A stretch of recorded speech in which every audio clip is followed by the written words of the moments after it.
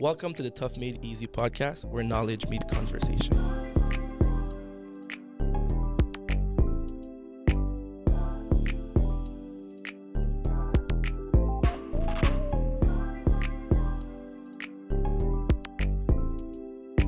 Hi everybody, how you doing today? Today I have a special friend that I haven't seen you in a while. It's been a minute. And it's funny because I say special friend, not because like special friend, not because I used to play against Josh a lot in basketball. We used to be, he used to go to Mont Bleu and Grande Rivière, and I used to go to Delisle, which like was first. You spent your whole 5 years at Delisle? I did, yeah, my full. Like, I almost switched when I was in 10th grade would be the English version of it. Secondaire 4, when I moved to Elmer, and then my le responsable sportif kept me at Delisle. You're supposed to go where? I was supposed to go to Grande Rivière. Oh. And like I was starting to play football and shit, and they were like, hell no, because like it was you, Josh May, and Binyam, yeah, and like even Matthew was there at that time, and I remember I was like, I might go to Grande Rivière, and they were like, nah, bro, you're not going there. Nah, it was a serious team. Yeah, that was. I almost went to Nick Gat actually. Before, yeah, when they started to do like that big super team. Nah, instead of, because I was at Mont Bleu, Sec 1, 2, and then my mom, we were either going to move to Gatineau or we were going to move to Elmer. That's what it was. And then it was, everyone thought it was Gatineau. So I was talking with Nick Gat heavy. And who was there at the time? It was like Anthony. It was there. François, yeah, all these guys. Nyakwe. Yeah. Like, all the mans were there. Angeriel, all the guys were there. Yeah, so, that's why they were trying to make that super team. Yeah, and I was like, yeah, I was going to Gat. That's what it was. But we ended up moving to Elmer. Ended up going to Grande Rivière. And yeah, that's what it was. So basketball has been a big part of our lives, your life too. Still playing basketball right now. Where do you play? Still hooping. I'm at Bishop's University right now. How's the season going? I mean, we're just getting started. We just, we're going to have our first game this week coming up against Concordia. So we just finished preseason. We had a really good preseason. I haven't been with the team yet. I'm dealing with rehab. So I've been away from the team, but the guys are doing their thing for sure. Yeah. That's cool. Josh, today we're not going to talk about basketball, even though basketball has been part of our life for the longest time. Crazy. 360. We're going to talk about something that's I've learned in the recent years that's super cool and super dear to you, but also dear to me. Some of my friends will know, others might not know. I did not know. We're going to talk about poetry. Yep. And if I may start with the first question, like, what made you write at first? Like, why did you start writing? I feel like that question is always hard because it's like... It is. It's like such a deep, like, just like basketball, people don't know, like, writing is as valuable, as important, like, as much of my part of my life as basketball, like, maybe even more. And I've been writing before I started playing ball. I started hooping maybe competitively. I started hooping when I went to Mont Bleu, which a lot of people don't know. I started hooping late. But I started writing when I was like 5, 6 years old. So like I said earlier, I wrote my first song when I was probably like 5 years old. And it started off as rap. But like as I got older, I started realizing like I don't really like the rap. I'm calling it the rap scene. I didn't really like what was being portrayed in the hip hop culture and all the things. Like I was really more in tune with the lyricism. I was more in tune with the storytelling. I was more in tune with like character arcs and things like that. Like that's what I was passionate about. And I was like, I don't know what these guys are doing in hip hop, but I saw poetry as a way to be able to tell stories. Like I love telling stories. So I'm like, okay, poetry is a dope way that I can incorporate writing. I can incorporate like where I'm from, and you could even incorporate like so many different schemes and strategies within to it and try to relay a message so that the other people could like understand it in a way, like in their own version. You know what I'm saying? So I felt like poetry was a great way to do that.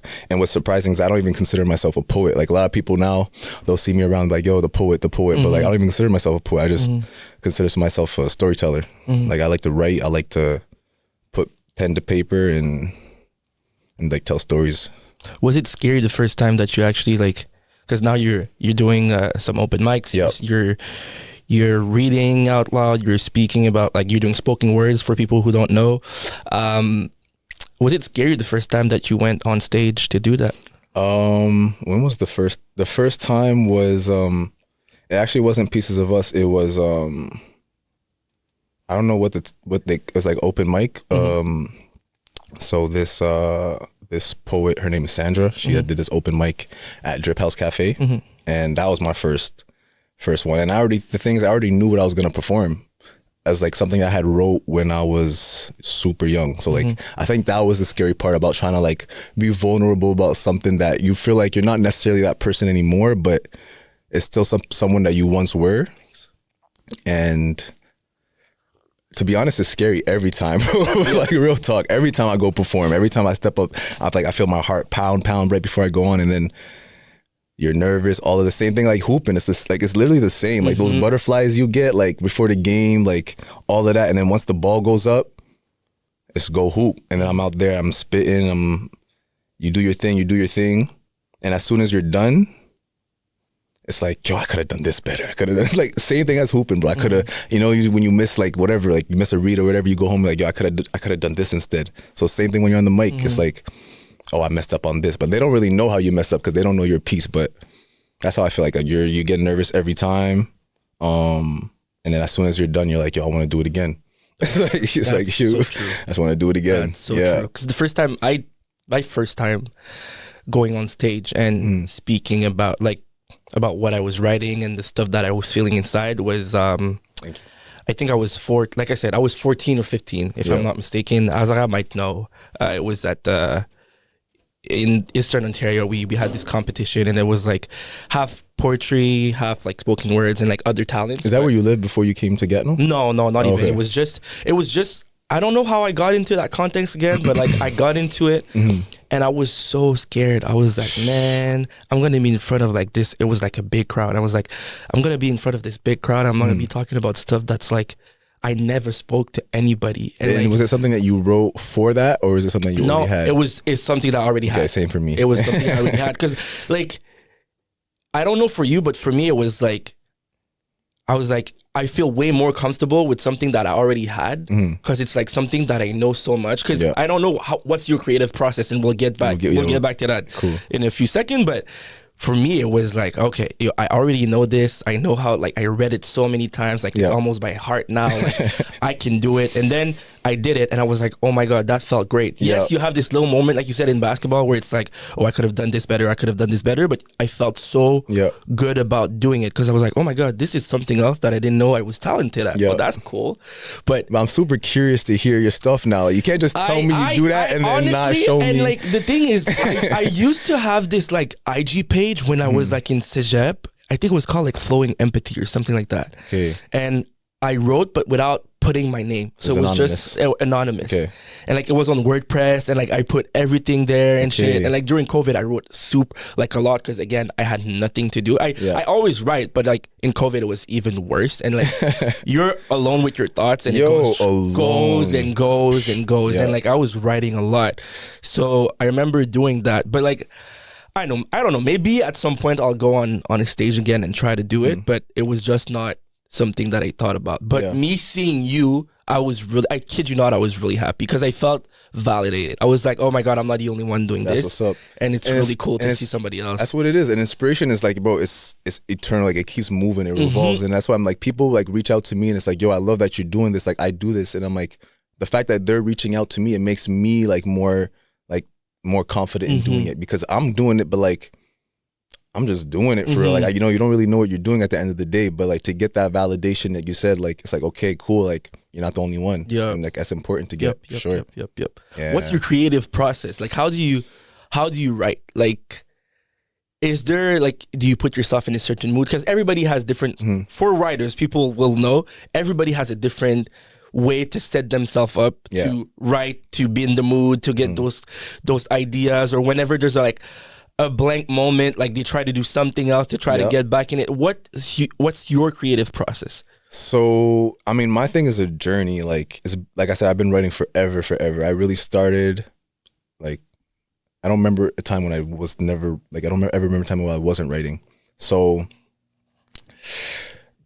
it's more like recently that I've had a structured like creative process. I feel like growing up is really like, it's just something that came natural to me. It was whenever I have a thought, boom, I'm jotting it down, or whatever I have an idea, I start saying out loud, and I'll just all throughout the day I'm continuously saying it, memorizing it. But more recently, I've had to create a structure because it literally became like too overwhelming. Like it was like I had to do it like for my own like mental like self-care, if that makes sense, because if not, I'm just writing all the time.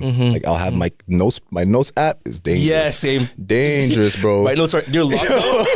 Like, somebody dangerous. Can see this, but like it's yeah. Like you just and you could just scroll for days. Same and like every time I have an idea, boom. So I have to create a structured process for myself so I could be productive and throughout my day. Because if not, I'll start writing. If I'm not hooping, boom, I'm writing. If I'm not, so like now my structure is really, I've really gotten into reading. Like reading is, like in high school, I don't know, for me in my head, you've always been like a big intellectual. I read a lot. You know what I'm saying? Like you've been a big intellectual, like, yo, this guy, yo, private school, all of this, like, yo, that's how I seen you growing up. And me, the thing is, it was so frustrating in high school, bro, because everyone's seen me as this kid that didn't care about like school. I don't know, I always heard this rumor about like, whatever, I didn't care about school or this, that, the third, but I was like. It's like, because when you play sports, people just assume that, which is stupid. I don't even want to get started with like just all those assumptions back in the day, and I'm like, bro, like they don't even know that I'm tapped in. Like I'm here, I'm writing all of these poetries, I'm doing all of these, like I'm really into literature. And I lost my train of thought, but like just all that to say that like writing I had to really, really create a structure. So I really got into reading. Like before in high school, I never read. Like you're telling me I'm going to a French school. Cause I come to Gatineau. I'm not from Gatineau, obviously. So I moved to Gatineau. It's my first time going to a French school. I do not speak French, bro. Like I do not speak French. So I'm in here. This is something I didn't know. Like until I've actually sat down with you and we talked about it with people, and you were like, yeah, I was not from here. And I was like, what? Yeah. Like I'm like, what is this like? Like I obviously, like, cause I have descents from Chad and Haiti, so there's Arabic and there's Creole being spoken, so Creole is pretty close to French, but French, and especially being in Quebec, is different, bro. I came into school and I'm like, this teacher's, I remember chewing gum and this teacher's like, the principal, she's like, I need you to throw out your gum, but she says it in French, and she has a garbage can in front of my face. And I'm here sitting here, like, me and my face, why does white lady have a garbage can in front of my face? Like, what is this? Like, I don't think she's being like disrespectful. Like, what is this? Like, I'm taking it as a, like, nah. So, I really didn't speak a word of French for real before I came here. So high school was tough. That was the tough part about high school. It's not that I wasn't, I'm not intelligent or whatever. It's just, I'm learning a whole new language. And, so reading was not, like, we're talking about history and science, all these things that I don't even understand. Like, I'm trying to understand the language. So reading was tough. Yeah, that's true. So I never got into reading until probably COVID, bro. Like around COVID, around the pandemic, maybe close to. Do you remember what was your first book? I don't remember. So my first book, I remember the first book I was ever interested. It was in Cégep. Okay. So I took this fiction class at Vanier, and it was The Name of the Wind. I don't know who it was by, but it was The Name of the Wind. And I started, it's a very fictional book, like kind of like, sort of like Harry Potter type vibes. Okay. And it was assignment. The book was an assignment. So I'm reading this book, like, it's not free will. So I'm opening the book. I'm like, whatever, like, let's see what this book is about. And as I'm going through the book, I'm low-key interested. I'm starting taking notes. You know what I'm saying? I started okay, he got these powers now. I'm like, and I'm not really interested. Like, the story was cool, but like, it was really like the way the author like constructed the character arc and the story arc and all of that. Like, I found that so fascinating, and I was like, okay, this is cool. And so I think that's what carried on. Like, I was really locked into Cégep and getting my scholarship and going to play basketball in the States. So I didn't really carry that on until I tore my Achilles, and then COVID hit, and then I remember making this one post on Instagram. I'm like, yo, book suggestions. And I even whenever I posting on social media, like it's like a nightmare for me. So I remember just posting that on my story, yo, book suggestions. I'm like, no one's gonna answer, whatever. Bro, blew up. Like everyone's throwing me all these book suggestions. I'm like, okay, cool. Like, let's check it out. So I started reading one by one, and I started really, really getting into reading. So I think that's, and now we're getting into a whole new topic, but about just to go back on my writing process, reading always starts with reading. So I really got into reading, and I feel like that, seeing other people's perspective on life and seeing the way other people just view life, because this world is so like big, and we don't realize it until we actually talk with people and move around and see what's really out there. And people don't realize that reading is also a way to do that. So to be able to just see the world through other people's eyes is, I found that as a way to inspire me, because I didn't really find a lot of inspiration in my environment. I didn't really find a lot of inspiration in my family. So I'm looking at as reading as a way to do that. And so my process always starts with reading, a little bit of that, whether it's like 30 minutes, doesn't matter how much. Like I'll read one page and I'll have all the freaking inspiration to write after. So I really got to stay locked into it. Like I'm like, let me time myself to do 30 minutes of reading. So 30 minutes of reading at minimum, and then I'll journal. I love to journal, just start freestyling, whatever. I don't even count that as my writing yet, because sometimes like we're still on the structured part yet. So I want a structured journal where I'll do. I had my coach put me onto this, where you just write things that you're grateful for. So I just write everything in the morning that I'm grateful for. This list, and it just reminds you of things, right? Like sometimes little things that you forget that you're grateful. The smallest things, doesn't matter. Like I'm grateful to have 5 toes, like so random. Like, I'm grateful to I'm grateful to have food in the fridge. I'm grateful to have to walk to I'm work grateful today. to walk. You know what I'm saying? Like I'm grateful I woke up this morning. Like just everything, and then you start reminding yourself of little things that you're grateful for. So I start off with that. I'll write a list of things that I'm grateful for until I run out. So it could be 3, it could be 5, 10, you don't know. And I'll repeat it. It doesn't matter if I said the same thing 3 days in a row, So that, and then I'll write just like a self-reflection, just 2 pages, just self-reflection, things that I thought about recently in the past 24 hours. And then I'll write about what I just read, or just earlier. And then once I'm done that, then I'm like, okay, let's lock into whatever project I'm doing right now, which right now has been my book for the last few years. That was gonna be my next question. Yeah. What about this book that you're teasing on social media? Yeah. So that's basically the writing process right there. Yeah.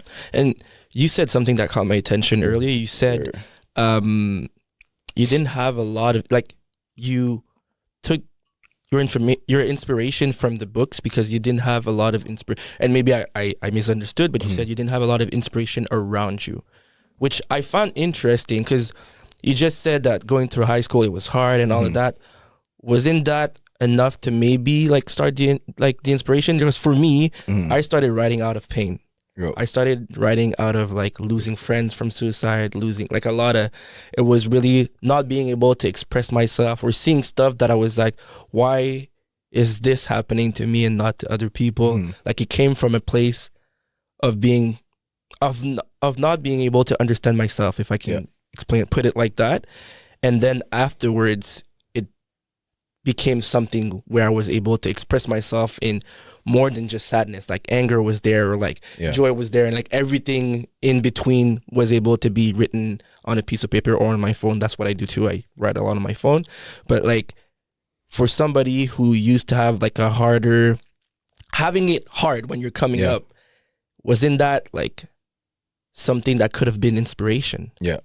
So I feel like that's definitely inspiration, but I feel like it's all like a matter of perspective, right? Like if you're not looking at it that way, then it's hard to see it as inspiration. And for me, I guess indirectly it was inspiration, because that's like I'm looking at it like as something that I don't want, right? Like you said, like you see that and it's like, oh, like it gives you hunger, like it gives you motivation. I think that's what it was for me. Like it was more like motivation to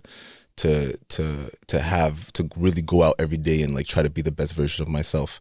But in terms of inspiration, I'm more like referring to like guidance, like someone like, I see. you know what I'm saying, like someone that you could look up to, someone that you could look at and be like, I want to be like that. You know what I'm saying? So I feel like I didn't really have that in my circle. I didn't really have that in my environment, and even that in itself is a matter of perspective. Like you, that's true. And for me, I just didn't see it. So that's just me personally, and I feel like at the same time, it made me somewhat of like an imperfectionist or a perfectionist. Like I just wanted to always do more. I'm like, okay, like I don't see someone that I don't see someone that has what I want. So I'm just constantly trying to do more, and it became toxic to a point. But at the same time, you don't really see that growing up. And you're learning. You're just learning, and you're just going. So that's really that's what I refer. That's what I mean to by inspiration. Okay, I see. I understand more now. And so that novel that you're writing, yes. What are the main themes that are gonna make, if you can talk about it? Yeah, I know that you might keep a little bit of it secret, but because I've seen some posts where you speak about different stuff, and to me, what I really like recently from your work was how you were able to mix basketball and whatever you went through at different moments in your life. I think at some point it was like a breakup, and you were talking about basketball, but also the breakup at the same time, and it was like, I know for people at home, Nick, you might be like, okay, why is he tripping? But for me, it was so poetic because I was like, I fully understand what has been fed in those like 4 or 5 lines. And like, there was like, I remember one comment, it was like somebody said like, oh, like there's like a triple entendre in that like a post. And I was like, yes, like I'm not the only one that saw it. People are not locked in. People are seeing like one sense, and I'm like, no, there's like 3 other things hidden in what he wrote. And the crazy thing is, not to interrupt, but the crazy thing is, someone DM'd me, and like it's not even to call the person out. There's nothing about it. It's like they're like, "Are you okay?" They messaged me like, "Yo, are you okay?" And that's when it hit me that I was like, "Oh, people might be looking at this like I'm like, you know, in some type of like, I might be like, you know, in my bag and my feelings or whatever." Before that, I didn't even realize that it was interpreted that way, because this is really meant to show you like my bag. I want to show you my literature. I want to show you like how I'm really trying to put this and this and this and put it into one thing. And you could look at it like this, but if you really, you know, change your perspective, you could look at it like this. And like, it's really like, you know, there's many ways to see it. So that's when that person DM'd me, I was like, oh, wow. May I ask, was it a guy or a girl? It was a girl. Okay. It was a girl. They DM'd me and I was like, yo, are you okay? And I think they're genuinely concerned if I was like, you know, in my feelings. And I was like, what do you mean? Because when they said it, I still didn't understand what they meant. And they're like, you were talking about like a breakup and this, that, the third. And I was like, oh yeah, no, I'm perfect. I'm great. Thank you for looking out. And I was like I'm posting about, you know, I'm talking about a injury, and I'm talking about a breakup, and I'm talking about any type of love that a person has that you lost. Like, and that's hard, whether it's a breakup, whether it's a game, whether it's a career, like, you know what I'm saying? It could be anything that you love, anything that you're truly, truly passionate about. There's this saying, and it goes, you know, I'm blessed and lucky enough to have had something that makes me feel hurt so much, because people don't have that. And I'm obviously probably totally messed up that quote, but it's just to say, like, not everyone experienced something before that they could really be like, yo, that was deep. That was like, you know, it really went, you know what I'm saying? Took you like your soul and everything. So for me, I'm trying to put a representation of love, and a lot of people could relate to breakup, and a lot of people that I know could relate to sports, and me personally, I could relate to both. Exactly. So I'm like, why not use myself as an example? And I'm like, I want people to really look at my work. I don't want you to look at it as a face value thing. Like, really go back and look at every single thing I posted, and you'll see like it's really poetry, it's really literature work polished, that's putting into it. The process behind it. You know what I'm saying? And like people that I've recently sent out my first chapter for reviews to a few people, and the reviews that I've gotten back so far is like, oh my gosh, like I didn't know that you were not people didn't want to use the word literate because they didn't want to, insult me. Yeah. But like I didn't know that you wrote like that, or like I didn't know that you were that, poetic. And I'm like, yeah, this, and then the most common theme that I get is like, yo, this is different. And I'm like, I love that because I wanted to, good. You know what I'm saying? I don't want to be the same. No. And I'm happy that they said that because that's the thing that you want to hear.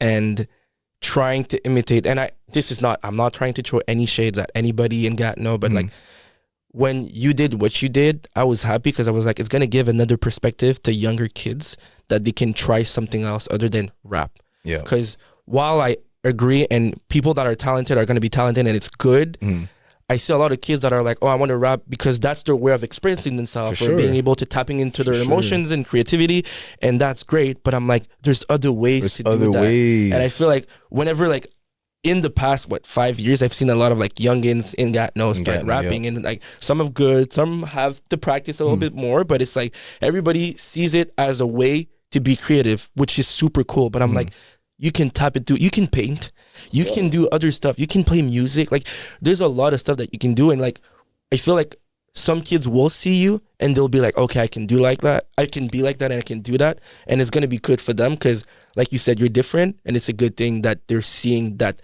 different perspective and different way of being creative. Yeah, that's a good way to put it, and I really hope so too. Like I said, the book,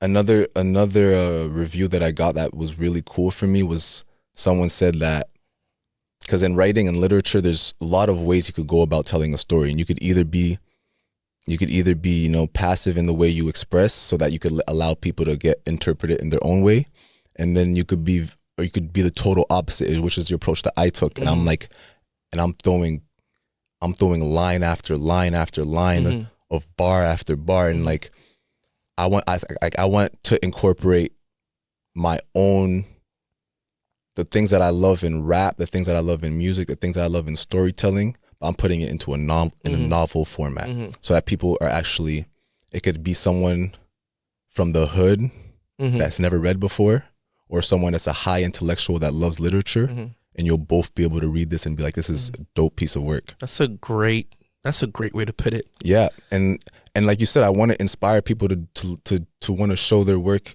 and show their love in another way. Like, it's not only rap. It's like there's so many ways to do it. If it's poetry, if it's writing, if it's writing a book, if it's just talking to your friends, you know what I'm saying, talking to your parents. There's so many ways to express yourself, and you have to express yourself. Or if it's just journaling, like, people just want to stay away from keeping whatever it is they have inside. Like, it's super important to let that out. And for me, I hope that my book inspires some people to do that, for sure. It will. It will. From what I've read till now, I know that it will. And I hope that people like take this, they take this as an example, and they go like, okay, I can also do that. I can also like express myself and be more open. And this brings me to another subject that we touched a little bit. You said that that girl was like, oh, are you okay? Do you think that she said that because as men, we're usually more, we keep our emotion and everything that's a little bit softer, if I can put it like that. I wouldn't call it soft, but like a little bit more emotionally connected. Everything that's a little bit more, that leans towards the empathy side of masculinity. Do you think that because we keep it inside so often, that sometimes people tend to be like, oh, okay, this person is expressing themselves a little bit more. Like, that's kind of, it's concerning. It's alarming. It's alarming. It's not like, oh, they're maybe expressing themselves. It's like, oh my God, are they okay? Do you think that it's a production of our society?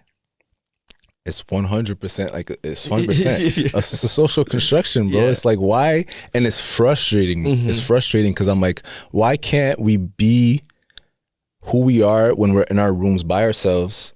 Why can't I be that person with everybody or within public? Because I'm the most comfortable when I'm chilling in my crib by myself. Exactly. And that's how I want to be all the time. So that's what we call authenticity or transparency. And my teammate asked me this the other day. Shout out Eve. I'm gonna shout him out. He told me, he asked me, he's like, yo, how can I? He's like, because I know he's such a good guy. He's like, how can I help someone be vulnerable? like I want this person to open up to me because I know they need help. How do I help them be vulnerable if I feel like I'm not even that person? Like I feel like I'm being like a hypocrite. And I'm like, oh, that's a great question. But the reality is, what is it that you want? What is it that you feel you are versus what is it that is your intention? And I know that deep down you want to be vulnerable because nobody wants to keep secrets, bro. Nobody wants to keep secrets. Nobody wants to hide who they are. Everybody wants to be vulnerable. Everybody deep down wants to be who they are when they're in the room by themselves. Their authentic selves. So I think as a society, we've done a terrible job at representing that. And that's why whenever someone, it's not even just men, but it's mostly men, but whenever you go out there and you express yourself, people are going to be like, oh, what's going on? But I feel like it really has to be normalized. And then if it gets to a point where it's normalized, people for the first bit, it's going to sound depressing or it's going to sound sad. It's going to sound like trauma dumping only because you haven't gotten used to that. You haven't allowed it as a normality. And I think the sooner you do that, the sooner it could be flushed and we could actually just live in peace. That's true. You know what I'm saying? We could just live in peace and we could realize that we're all going through something similar. And I don't want to say that what we've been through is similar. So I take that back. We've all been through something relatable. Like whether it's, it could be whatever the situation is, but we can still relate to it in a way. Exactly. And that's how we could be able to find peace. And that's what my whole book is about. The whole entire book is about how creating authentic relationships help you find inner peace. That's cool. And the main character, his name is Hakeem, and it's a journey through self-reflection, how he finds self-actualization, how he creates relationships with people, whether it's good or bad, and it helps how it helps him find inner peace. And I tell you, I throw bar after bar after bar because I want people to interpret it in their own way, but I also want it to be a journey so people could help themselves find themselves. You know what I'm saying? So, it has to be fixed in society where people could make it more normal. And I don't care how many people think whatever. I'm gonna just keep throwing it, bro. I'm gonna keep. And that's what you should do. I'm gonna keep shooting. That's I'm gonna really keep shooting. Do because I feel like I'm gonna keep shooting. We get to a certain point in our life where it's like I'm doing something that I feel that can help maybe one person, maybe 10, maybe 20, but it makes me feel good. It makes me feel like you said, that authentic self that you are. Why would you shy away and why would you be like, okay, so this person said this about this and this person. And I remember when I started even this podcast, one of my friends was like, oh, why are you doing it? And I was like, I just want to try to bring people that have different aspect or different subject that they can share to people and create that little change, even if it's one person, even if it's like one person that listens to you today and decides to write. Or my last friend, it was about nutrition and building better healthy habits and stuff like that. And it's like, even if one person gets something out of it, you've helped somebody change themselves for the better. And that's enough for me. I don't need any recognition from that. I just think that we're so used to using social media for entertainment, and you can learn and I know that a lot of people are teaching with social media, but you can learn so much more. And we've been trying to open the horizon of how we use social media. And I'm like, the goal of social media at first was to connect with people. It was really just to connect with people. So lost. And it's been lost. And that, in my opinion, I was like, if I can go back to that connecting, the will to connect with someone, I feel like I'm gonna be fine with this. And Amen. What you're gonna do with that book is probably that you're gonna connect with a lot of people. And I'm really already excited to read it because everything that you're saying is I feel like I'm gonna be able to see myself in that main character. And if I may ask, what would you say? Because I'm going more in the nitty gritty questions, but what's the challenges of writing a book? Because a lot of people sometimes they play around and they're like, oh, I should write a book, but you're actually doing it. And what's the hardest part of writing a book? That's a great question. Man, writing a book is a journey, man. it's a journey, and it's like you really have to be disciplined. And I thank God for allowing me to have the perspective that I have, because I like for the longest time after my injury in basketball, it was just so hard for me, and I didn't realize for a minute that the resiliency and the discipline and all of the things that all of the like the personality traits that I developed throughout my basketball career, and I using that outside and using that towards like writing, man, that was a game changer. Because like everyone, like you said, everyone says, I want to write a book, I want to do this, I want to do that, but to actually sit down and to plan it and to be disciplined and to go throughout the whole thing and complete it, like that takes you know a lot of structure. It takes a lot of structure. And I think I developed that through basketball. But the hardest part about writing a book, I would say,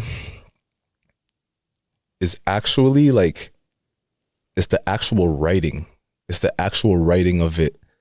How are you telling your story? Because a lot of people say that like emotions, for example, you never heard emotions is rooted through childhood, like childhood memories and things like that. But a lot of people don't realize that so is understanding things, like just the concept of understanding, concept of when you read something, how are you processing the information that you're reading? And I don't think a lot of writers take that into consideration, or a lot of aspiring writers. So you have to realize, first, I want to say that when you do write, obviously you're not trying to look into like how other people are looking to. You want to write about what you want to write about and what you think is good. Thanks.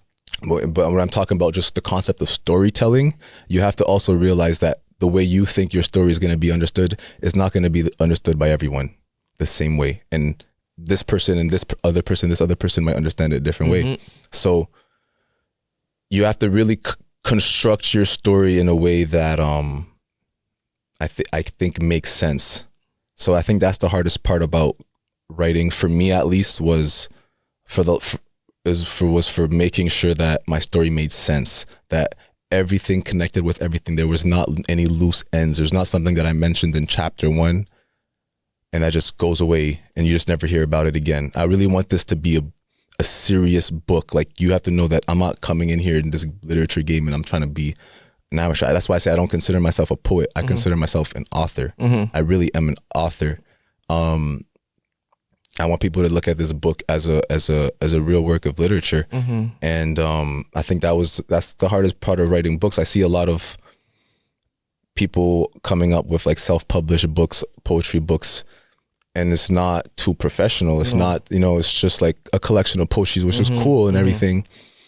But the way you formatted it, the way you came up with everything, is not a way that someone was going to look at it. And I'm like, I want to put my money into this and keep it. Like, books are valuable objects. They're valuable. You know what I'm saying? Like I have like one of my best friends, like she has like so many books, and to them, just the fact that like one of the pages is crooked or whatever makes her crazy. Yes. And it's like you said, it's so valuable for people. So like the time and effort that you're going to put in it will really go a long way for a lot of people. It's what I'm saying. And like, ebooks are one thing, and reading online are always one thing. That's never been my thing, but just the way life is going now, you always have to incorporate online products. But just the hard copy, like, just books are really valuable. And I think the way people are going about it now is kind of amateurish, especially like since COVID. They're just throwing out projects here and there. And mine, I love poetry and I incorporate poetry. I forgot to mention that in my book. It started off as a collection of poetries. And I'm like, no, I want this to be like a real, work of literature. I want this to be a real novel. So I took the poetries. Every chapter begins with a poem. The chapter itself and the poem, the name of the chapter is the name of the poem. And the chapter is an extended version of that poem. But also the entire book is one story. So every poem follows each other. Man. Like, what I'm saying? It's so cool. And it's like there's webs, like everything like ties in, and it's called My Favorite Nightmare because it goes through the concept of dreams, because I feel like dreams subconscious is when people are the most vulnerable. And this is what I'm showing you shots and shots of vulnerability. And someone sent me a message yesterday as a new review. It's like, yo, they said, what did they say? We're like, the vulnerability in these pages. And I was like, yeah, like, it's really like, you're going to find yourself, like you said, you're going to find yourself in it, whatever you went through in life is going to be relatable. You're going to find yourself in it, and you're going to be able to, I hope you'll be able to find peace within it, because you'll see the journey that we go through. And I say we, because, you know, we've all been through, we've all gone through things. And, I want it to be a real work of literature. So that was to bring it all back. That's the hardest part of writing a book, is making sure that everything fits with everything. And that it's a real, like, something that people will be able to, they're not just wasting their money on. It's going to be something that you'll enjoy for the rest of your life. And I said, by the way that you talked about it, you want it to be so perfect. And it's funny because even when again, going back to the podcast, when I started, and Mathieu could, like, he doesn't have his mic right now, but you'll talk to him afterwards. I remember going like, okay, this logo has to be this way. This has to be that way. This has to be and he was like, just start it. And I was like, no, but like, this has to be perfect. And like the meaning behind it, and this and that. And it's like, not because you can't start, but it's, as in my head, there's so many, like you said, since COVID, and probably before that, but I feel like COVID kind of put it to another level. I saw so many people just do stuff because they can do stuff. So I saw a lot, and I'll attack men right now, but I saw a lot of guys go on podcasts, and they were like, just because I have a mic, I can say whatever I want, and like, there's gonna be no reflection process behind it. And I was like, I don't want to do that. I want to do something different. I want to like make it so that people are like, okay, like, there's actually something that I'm getting out of this. So, and I think that this is, not everybody's gonna agree, but I think that this is the best approach to have, because it's intentional. It helps people, like, it helps people to actually be like, okay, there's actually a lot in the background of this situation. And you know, I think what it is too, that we're both doing it, it's not just for us. No. You know what I'm saying? It's not even like, we're not even looking at it as work or whatever. It's like, you see, because we truly see the benefit that's going to do for people. Exactly. So we want to make sure that it's done right. Because, like, you know what I'm saying? You see the potential in it. And like, that's what I love. Like, I love what you have going on, bro. My brother is the one that told me about it. We were, it was his birthday recently. We were out for breakfast, and he's like, yo, you know, Ezekiel has a podcast. I'm like, Ezekiel? I'm like, yo, let me see. Like, what is it? And then he showed me. I'm like, and I just, the name right away. The name hooked me right away. And I'm like, that's what's up, man. I love it. Thank you. Respect. Yeah, man. I love it. So I love what you're going on. So congratulations to that, man. Like, and that's going to change, just having the conversations. Like, that's what it's about. And it's about face-to-face conversations, bro. Like, that's what you said. The internet was originally about connecting people. We're lost from that. And I hate the internet. Like, I really hate it. And I'm only, I try to log off so often. Bro, if I didn't have this book, you would not be hearing from me, man. You would not be hearing from me. Because the thing is, all the conversation, and I love it, because people are reaching out to me, and like, I'm getting to talk to people that I haven't spoken to in so long. But like, I would much rather talk to you guys face to face. Like, 100%. I'm looking in the camera, like, everyone that's reaching out to me, I would much rather talk to you guys face to face and have these conversations and talk about the book and all of these things. Like, don't be afraid to approach someone and like, use up 5 minutes of your day. Like, I would rather be late for a meeting. I would rather be late for a meeting to have a conversation with someone, because you never know how that conversation is going to impact their life. 100%. Anytime. Like, 100%. Anyone that like, I don't know why people think we're like unapproachable. No, oh my like, they think black men. I mean, we're tall. We're it is. We can be intimidated sometimes, but like, we like, I mean, we're examples here. We just want to talk to people and get to know you and get to see where you come from, and that's actually something that I agree with you. Like, if you can take 5 minutes out of your day to talk to people, like, sometime in my office, and I work in a pretty freaking stressful work environment, and I sit down with some of my colleagues that are not my friends. I've known them for a while now, and it's like, sometimes we talk about stuff that are deeper, and it's like, yo, whenever you need something, just, you know, you can call me, we'll sit down and go talk. Like, it's so refreshing to be able to just sit down and have a heart-to-heart conversation. Like, with a few of my friends right now, it's we're all planning to go back, because there's going to be an election, and we're all planning to, after we quit our jobs or lose our jobs, the way we're going to put it, we all want to go and do our masters, and everybody's stressed, because we're all like, oh, we've been on like in the workplace for like 3-4 years, and now you have to go back to school and you have to like think about like, what do I really want to do? Like, where am I going to invest my money? Like, because that's like a jump in the forward, and it's weird. Like, that's what I'm doing right now. It's weird. So it's like all of this, and we're having this conversation, and I was happy to talk to them because I was like, see, we're not alone in this. The way that you're feeling right now, it's the way that I'm feeling, it's the way that this person's feeling. And the more that we talk about it, the better that we can help each other. And like, it makes our day better. Like, how else are you going to like understand? How else are you going to be able to like really see what's going on until like, obviously you have your own internal thoughts and your own internal conflicts. And that's what I have conversation with myself all day. Yep. Like, I love myself. Like, I think I'm introspection. You know what I'm saying? But like, when you talk to other people and you see other point of views and you see like the relatability in it, and you just down like, oh, like you said, I'm not alone. And it just makes you that's what I said, like how creating authentic relationships helps you find inner peace. And that's the goal of my favorite nightmare. Like, it's a nightmare, but you're really learning so much from these things. Every lesson in life you learn a lot from, and you realize at the end of the day, is it really a nightmare or is it a matter of perspective?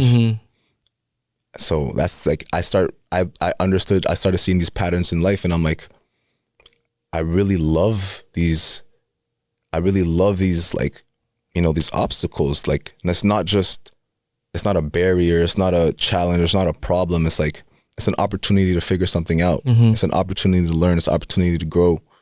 And, you know, I think that's built through a lot of resiliency. So that's why I call it my favorite nightmare. Yeah, I gotta love it. When is the book due for? So the book is done. I just finished it. I'm finishing the last few edits now. It's pretty much all done. For the longest time, I've been going back and forth with like, either I'm going to do self-publishing or if I'm going to go the traditional publishing route. And I actually found a literary agent. So I have people that are interested in finding contracts for me. But I'm still trying to see if I'm going to do the self-publishing route, if I'm going to go the other way. I'm honestly confident that either way is going to be successful. How great, I don't know. But that's not even the goal of the book at the end of the day. Like, so I'm still trying to figure out what is really my best route. I have mentors, I have people that are helping me, guide me through this path, because obviously it's new, right? Like, I've always been hooping my entire life, and this is also something that's new for me. So I'm still learning as I go, and I haven't decided yet, though. Fair. Okay. I mean, I'll be waiting, and I'll be getting a copy as soon as it's out, because I really want to read that. And I feel like I can, like you said, like I do a lot of introspection, and I talk to myself a lot. Really, sometimes it's a little bit too much. Like, I have to tone it down and just be like, okay, live in the real world. But it is being able to see how somebody else is doing that same process, if I can say it like that, helps you a lot to like even realign yourself in how you see stuff, how you think about stuff, how you position yourself for the future. And I feel like I'm really excited to read that, because everything that I read from you or heard from you right now has been really, really good. Like, Josh, you're really, really talented, and like, whatever, like if you sell 1,000 books or you just sell 10 books, like just be proud of yourself, because I know that it's gonna inspire some people around you. So like, for sure, 100%, like I support you for that, my brother. If I can ask you a random question, because that's for writers, for people who write at home, you'll know that.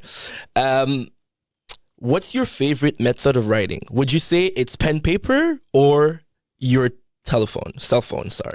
It's 100% pen paper. Okay. Without a doubt. But the thing is, like, the phone is so convenient, bro. It's like, you're on the move, you're here, you're there. Like, the phone is, you just take it out and you jot down your thoughts. But at the end of the day, I'm always going to go back to pen and paper. That's where my book started from. It's so frustrating, because I had my original journal. I actually got it stolen from me it's going to be a year now, because on Christmas, someone stole it. But it had everything I had from my book, like the beginning outline, like I had, I don't know, someone stole my bag, so my journal was in my bag. Oh my goodness. So frustrating. But like, it's definitely pen to paper. Okay. I'll go back to there, and like I said, that's how like my creative process is. I'll start journaling and then I'll start writing, and then from there I'll go on my laptop and whatever I have on paper is always whatever I'm at. Like if I'm at the cafe or whatever, people think I'm like copying someone else's. This is me. This is all just my handwriting. I'm putting it from. I see. That was going to be my next question. I was going to say like my next two questions are going to be, the first one is, do you revisit some of this stuff that you wrote in the past? And the second thing is, if you use your phone, do you rewrite the stuff that was on your phone, pen and paper? Because that's been recently, because I also lost a lot of stuff from high school, because I used to write in my cahier ilhoy, like the math, like I used, but like I remember that at some point when we moved from Hull to Elmer, and like all these boxes, at some point one spring we just throw everything out that was from high school and college, and I lost a lot of it, so I was only able to find everything that was on the WordPress. So like I took all the thing from the WordPress and I put it in my phone, and then I was like, I wonder if I should just rewrite them and revisit those poems or those spoken words and be like able. So do you do that? Like, do you rewrite stuff? Do you revisit stuff? So yeah, first of all, iCloud is clutch. The iCloud comes clutch. But yeah, I do. I'll rewrite it. I think I revisit, but it's not even like purposeful. Like sometimes I'll fall on something that I wrote such a long time ago, and I'm in the same boat. Like we moved so many times in my life that I just have like journals or just random things that just have been lost in the process. And it's unfortunate because I've been trying to do this box now. Everything now that I finish one, I put in that box and I know where it is, so I'll never lose it. That's what I guess you have to do something. You have to figure it out, because like if I could go back, I just have in my head like so many things that I wrote. I'm like, if I just find it, like but I definitely like I'll fall on something that I wrote back and I'll look at it and I'm like, wow, like this is, and it's always like I always surprise myself. It's crazy. Like you forget, like sometimes you'll write something, I don't know if it's like that for you, but like I'll write something and I'm like, wow, this is so good, I'll never be able to top this again. And like I don't know, like I don't even know how I came up with this. Literally, like I literally don't know. I can't tell you. It just came to me. No, I just got inspired, and you're just going, and like, yo, how did I get here? And then 2 months later, you come up with something else, and it's always like you'll just find a way where it's like. I totally agree. For me, it was 2 or 3 poems. I think I'll say I have them. And I was a little bit younger, so my vocabulary, and it was my first time writing in English and trying to improve myself in writing in my second language. And it was that creative. I was like 17 or 18. The creative process behind it was to be able to write something that goes from top to bottom and bottom to top. And it would tell a different story when I started from that way, and then a different story when it started from the bottom. And I remember like that was when I was cleaning up my stuff on my Gmail, and there was like, oh, flowing empathy, and I was like, oh, I used to do that when I was like in Cégep and blah blah. So I opened it and I read this and I was like, God damn, how was I able to, like, could I still do that today? Like, it's always like crazy. That, bro. Like, what it's the heck? Always like that, and I don't know how. Like, I don't know what it is in the brain, but like, it's always like that. Yeah, that's so crazy. And even like for my book, I'm sending out chapter 1, but like I'm editing the end of the book right now. So I'm like, when I'm sending it out, it's like, obviously I want to reread it. So I'm like, I'm sitting in the person, she's like, yeah, I wonder how they're like reading it right now. So I read it and I'm like, God damn, like this is a great chapter. Like I forgot about it. So it's really like, am I going to be able to do it again? Like you said, and it's like, you never know like how inspiration comes to you or when it comes to you. That's why I tell people like, just always write. Like don't ever like, don't stop writing. Or if you want to look for some certain outlet, journaling is a very, very, very therapeutic process. And you were going there. I was gonna end on this note. Like, if you could give 3 tips to people, old, young, whatever gender, whatever mindset you have, if you could give 3 tips to people to tap into their creativity, especially when it comes to writing, what would be those 3 tips? 3 tips. I would say for one, like always be yourself. Always be like, don't try to look for what other people may want to hear, may want to read about. Just write what you think is good. Write what you think feels right. That's always my first point of inspiration to tell someone is just be authentic, be yourself. And then I would say don't look for inspiration either. Like, that's because you're not going to be inspired every day. Right because you know that it's something that makes you feel good. Even if you don't feel good in the moment, you're going to find it throughout the process. And or if you don't have that clarity right away, I feel like writing, it's like a leap of faith. Yep. Trust the process. Just 100%. Boom, just start writing and you'll start finding comfort within it. So I say don't look for inspiration, just go get it. Just go find the inspiration every day. I think writing is a good structured thing for people to do. And a third tip, would for people, I mean, social media is so big now, and obviously you want to take advantage of it. You want to use the opportunity to reach a lot of people. So I would say, like, don't be afraid to, like, you know, go out there and just post your stuff. Like, I post and, like, I get so many people that reach out to me and it's like, yo, like, I feel you, or it's like, yo, I think, like, you just, you know, you put my thoughts in good words. And I know that, I don't even think that, like, I'm that good of a writer, that's different than anyone else. I think anyone could be a great writer. Anybody could do anything they want. It's just, you have to go do it. Only difference between me and you is that I just posted it. You're doing it. Yeah. I just posted it. A lot of people are just going to, and I think that, like, you could be as good and you could write, you know, that you could write a book too. And if anyone ever needs help, like, I'm always, like, you know, my DMs are always open and things like that. But it's just the only difference between what you want to do and what you want to get, like, your dreams and reality, is just waking up every day and doing it. That's it. Yo, respect for dropping the gems. Yup. I feel like if that's the gems that you drop right now, the book is gonna be pretty solid. That's just off the top, you know. So and for people at home, I'll put Josh's Instagram in the link so that you can go and see his work. He also sometimes when we in Ottawa, there's a few open mics. He comes and performs there. So, like, if you can see, I know, like, Pieces of Us, right? Yeah, Pieces of Us is where I go to. Where I've been going to so far. And, like, I had a few friends that go there and they say it's a good thing. I haven't gone. I need to go. It's bro, you need myself. To go. It's my boy Axel. Shout out Axel, bro. Their whole team is doing a great job. Shout out their whole team. And I like that because, like, it brings a different scene to Ottawa that people probably didn't have in the past, and I see it pop out left and right. I saw, like, Note has, like, jazz night and stuff like that, and, like, I'm really happy to see the creative side because it's fun. I'm not saying that, like, we shouldn't have fun and entertain and club. You can do that, but it's also cool to have something for people who want to do something different. And you come through, it's great energy, great vibes. My brother and I always go together, and it's just, like, we love the fact that it's, like, you know, you're just chilling with a bunch of, like, people. There's good vibes and it's good, you know, genuine, authentic conversation. So if you haven't been, definitely need to go. So this is the pitch for XL. I don't know. I just gave you a huge freaking promotion. 100%. You know what I'm saying? Hey, holla at me. For people at home, like, as you know, like, if you're in Ottawa and you want to go and see some great artists, you can go to Pieces of Us. For sure. Like he said, giving a big shout out to Axel and his team and all the work that they're doing. I know that there's others that are doing it. Like I said, Sandra, I think it's she's also doing what is their thing? They just started. I think they had their first event recently. It's called Poets for People. I hope I'm not mistaking it. Poets for People. We'll correct it. I haven't been, but I'm definitely looking forward to that too. Yeah. Okay. So, like, see, there's all these events in Ottawa. So, like, just reach out and you'll be able to find these places. As you know, you can follow us on Spotify, YouTube.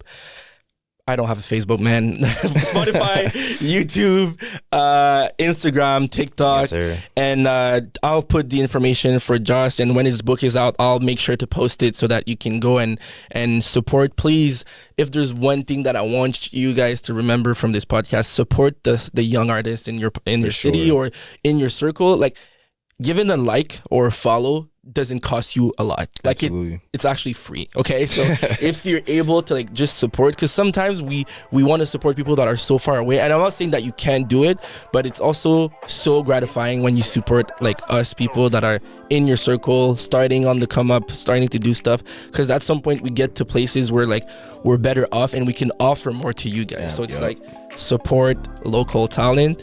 And Josh, thank you again for being here. Thank you for sharing. Thank you for having me, man. We need to do more conversation like that. I feel like we haven't, because life and we grow up and like we go our separate ways, but like that was really refreshing. And even the conversation we had before we started was really cool. So thank you for being part of this, and I really appreciate you, man. I appreciate you. So hey, I will see you for the next episode. So peace.